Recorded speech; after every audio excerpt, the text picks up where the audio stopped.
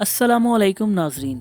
मुझे उम्मीद है कि गुज़श्ता एपिसोड आप सबको बेहद पसंद आई होगी और उन ज़ियारात मुक़द्दिसा को देख के ईमान ज़रूर ताज़ा हो गया होगा।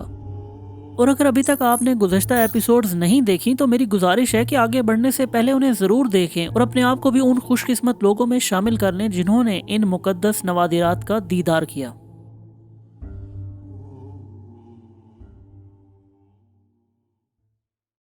जी भर के तोपकपी पैलेस घूम लेने के बाद बिल आखिर तोपकपी पैलेस को खैरबाद कहकर बाहर निकला।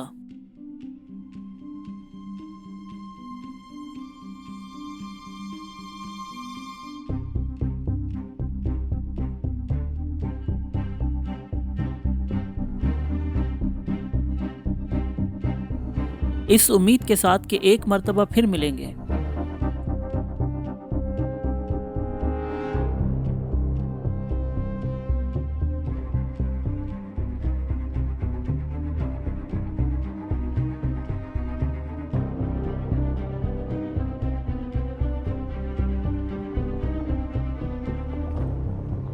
और वापस मस्जिद आया सोफिया के अकब से होते हुए सुल्तान अहमद स्क्वायर आ निकला।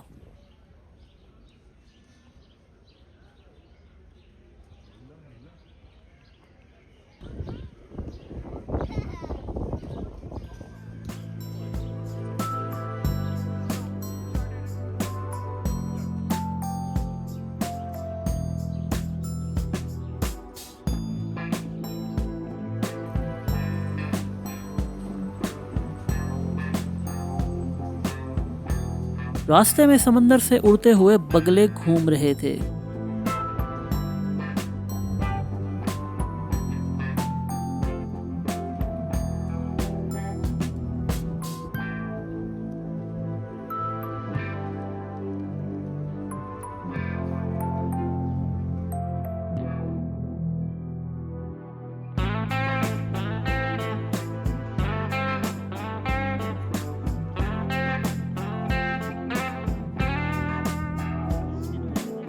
और सामने ही शाम के तकरीबन 7 बजे सूरज का उफुक की तरफ सफर जारी था, जिसके किरणें एक हसीन शाम का मंजर पेश कर रही थीं।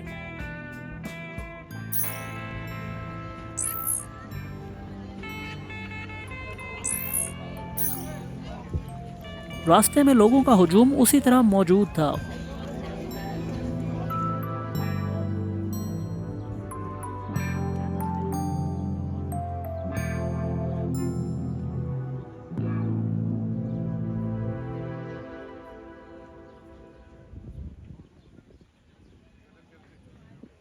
और हॉकर्स भी मज़ेदार भुट्टे बेच रहे थे।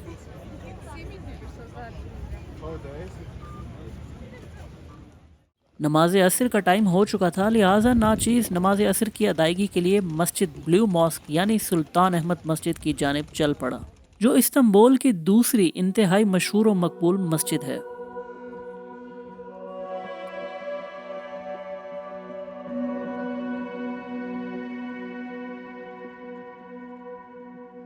जामिया सुल्तान अहमद के बारे में बताता चलूं कि ये मस्जिद सन 1617 ईस्वी में सुल्तान अहमद अव्वल के दौर में तामीर हुई और तामीर के वक्त ये इस्तांबुल की वाहिद मस्जिद थी कि जिसके 6 मीनार थे।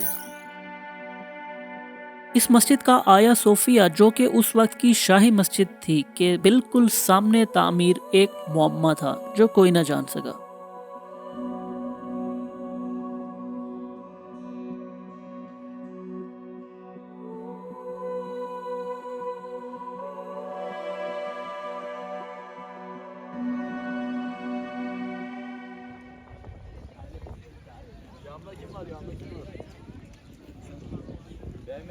मस्जिद की तामीर सल्तनत उस्मानिया के मखसूस डिज़ाइन में की गई, जिसमें सेंटर में एक गुंबद जबकि 4 बड़े गुंबद उसकी साइड्स पर मौजूद हैं।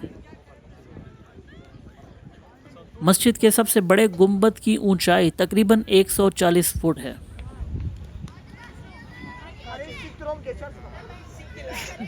मस्जिद के अकब में ही सुल्तान अहमद का मकबरा भी मौजूद है, जो मस्जिद की तामीर के 1 साल के बाद ही वफात पा गए थे। अंदर दाखिल होते ही सामने वज़ू की जगह बनी हुई थी, जहां से ठंडे ठार पानी से वज़ू किया।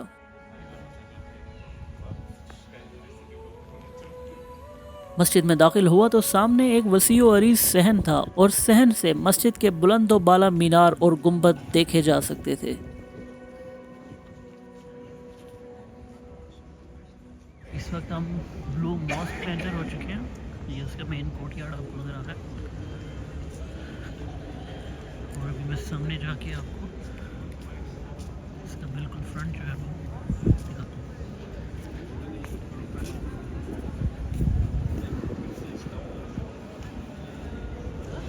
और ये नाजरीन मैग्निफिसेंट मॉस्क।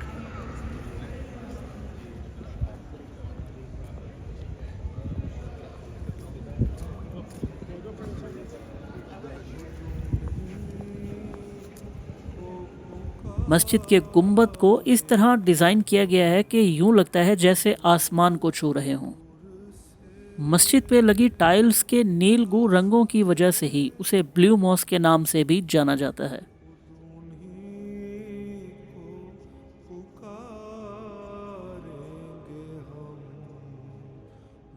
सुभान अल्लाह।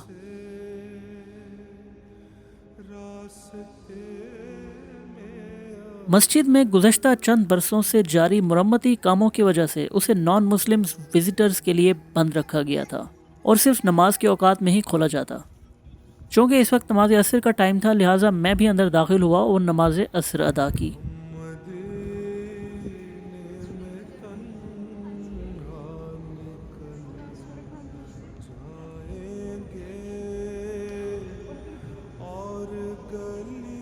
मस्जिद का अंदरूनी मेन हॉल काफ़ी वसी और बड़ा था और फर्श पे सुर्ख रंग का कारपेट बिछा हुआ था। छत अंदर से गुंबदों की वजह से इंतहाई बुलंद और वसी मालूम होती थी।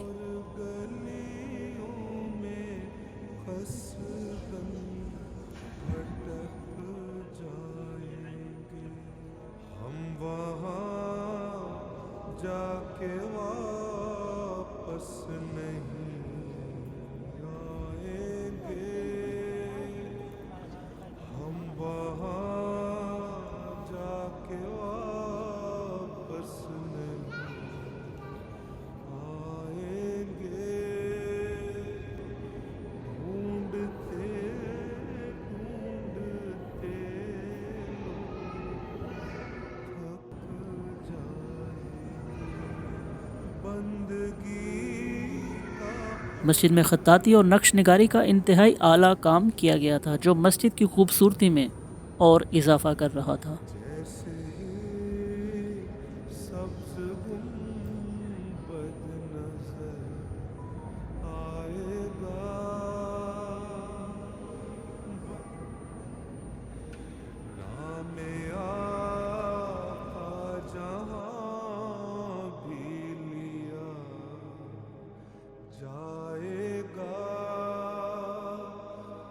मस्जिद में नमाज की अदायगी के बाद बाहर निकलते हुए सामने ही मौजूद मस्जिद आया सोफिया का इंतहाई खूबसूरत मंजर था,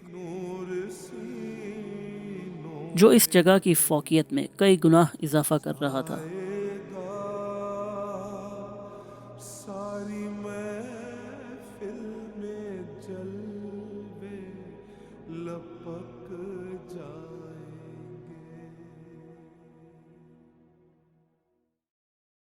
तीसरी एपिसोड से शुरू होने वाले इस दिन की शुरुआत और अब तक घूमने के बाद इंतहाई थकन महसूस हो रही थी। चुनाचे सोचा कि अब होटल की जानिब जाया जाए और थोड़ा आराम किया जाए।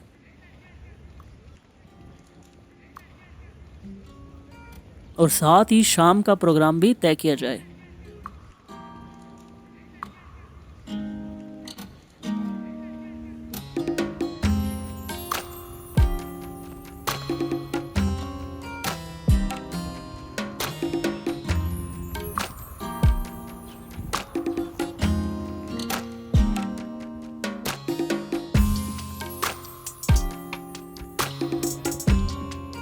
और जूं ही शाम ने ढलना शुरू कर दिया, साथ ही ठंडी हवाओं ने भी चलना शुरू कर दिया और यूं मौसम में कदरे खुनकी सी महसूस होने लगी।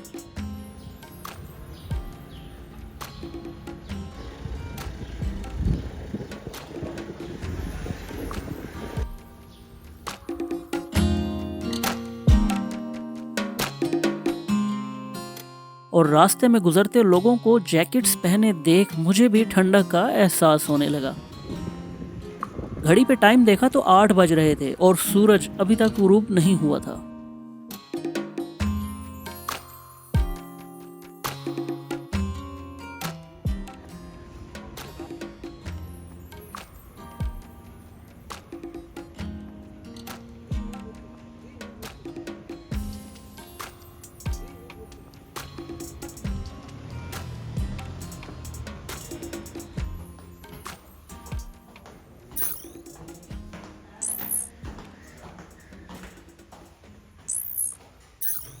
खैर होटल पहुंचा और प्रोग्राम बनाया कि थोड़ी देर सस्ता लिया जाए और फिर रात के खाने के लिए इस्तांबुल की मशहूर इस्तकलाल स्ट्रीट का विजिट किया जाए। तो नाजरीन, आपने सही गेस किया। मिलते हैं अगली एपिसोड में इस्तांबुल के मशहूर तकसीम स्क्वायर की पहचान इस्तकलाल स्ट्रीट पर।